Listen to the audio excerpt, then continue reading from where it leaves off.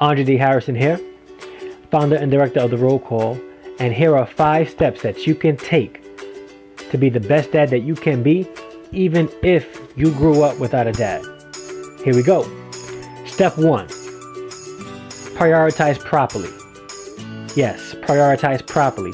Make sure that your family and your children have their proper place in your life.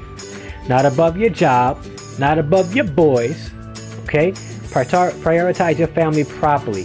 This will be one of the best steps that you can take in being the best dad that you can be, by putting your family before everything else, putting your family first, and prioritizing your family to be the most important piece of your life. Why? Because your family is your legacy.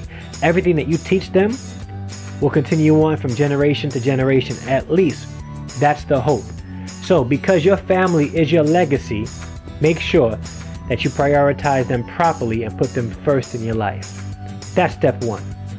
Step number 2, spend quality time with your children. Quality time. It's been said that children equate time with love. That children spell love T-I-M-E.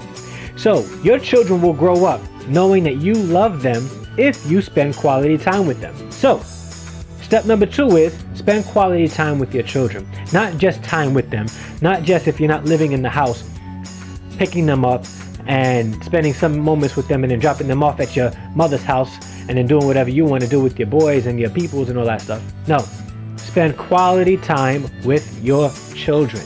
Quality time. That is how they are going to know that you love them, that you spend time with them. Number 3, be an example to your children. You should walk the type of walk and live the type of life that you would want your son to live. And you should walk the type of walk and live the type of life for to be the type of guy that you want your daughters to be with. So when you live your life, be an example. Emulate the type of man that you want your sons to be, and emulate the type of man that you want your daughters to be with. Okay? Most cases, your children will mimic your activity, not do what you say. So, be an example to your children. Be the man that you want your sons to be, and be the man that you want your daughters to be with. Alright? That's step 3. Step number 4. Treat your wife and the mother of your children with the utmost respect. Utmost respect, okay? And it doesn't matter how they treat you. If you need to just take some space from your children's mother, by all means do so. But do not disrespect them, especially in front of your children, okay? Your children will see that, sense the turmoil, and it'll become stressful for your kids. So, treat your wife and the mother of your children with the utmost respect. And this isn't based on how they treat you. This isn't based on a reciprocated behavior. You just do what you are supposed to do as a man. You be the man of integrity, the man that's doing what he should be doing in the relationship, in the marriage, in the co-parenting relationship. And you just treat the mother of your children with respect. Let your kids see that you are treating the mother of your children with respect, okay?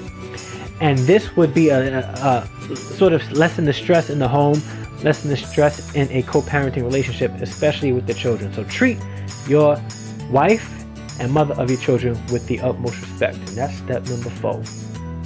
And number 5, make sure that you surround yourself with other positive fathers so that you guys can encourage one another. The Bible says that iron sharpens iron, so should a friend sharpen the countenance of another.